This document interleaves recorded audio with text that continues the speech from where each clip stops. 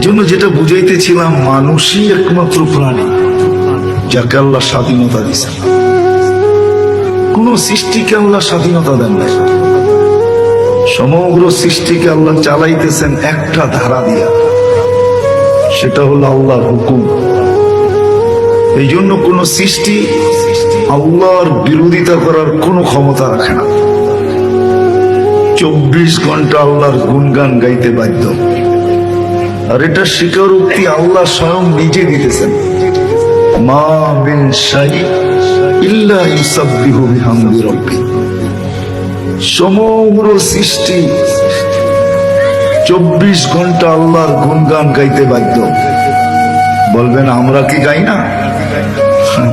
আল্লাহ আমাদের সম্বন্ধে নিজেই বলতেছেন, কুতিলাল ইনসানু মা আকফারা। ও মানুষ, তোকে তো স্বাধীনতা দিলাম, যে পাইল না সে 24 ঘন্টা গুণগানের রত।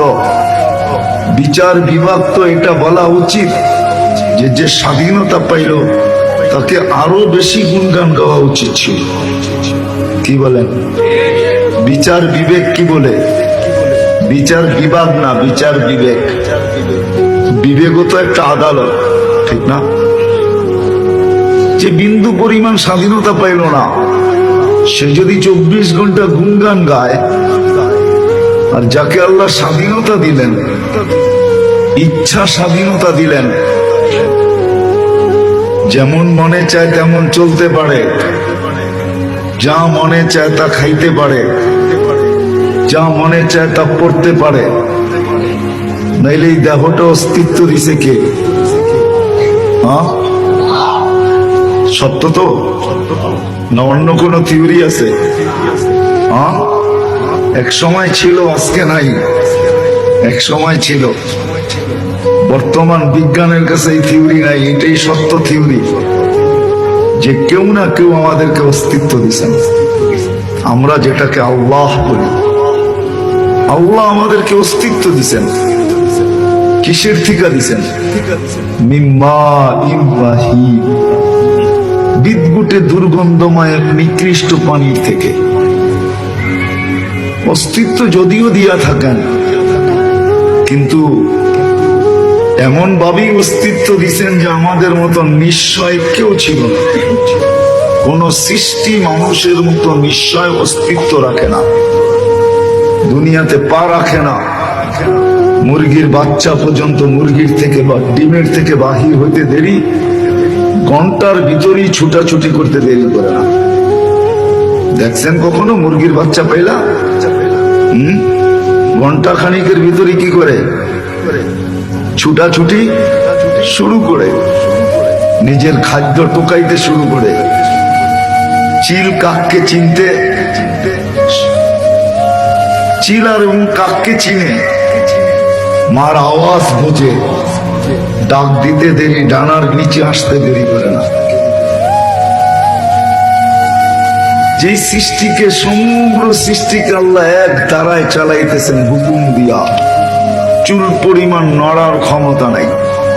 একটা জিনিস বুঝাইলে হয়তো বুঝতে পারি, দুনিয়া কিন্তু সূর্যের পিছে ঘন্টায় 66,000 মাইল গতিতে দৌড়াইতেছে।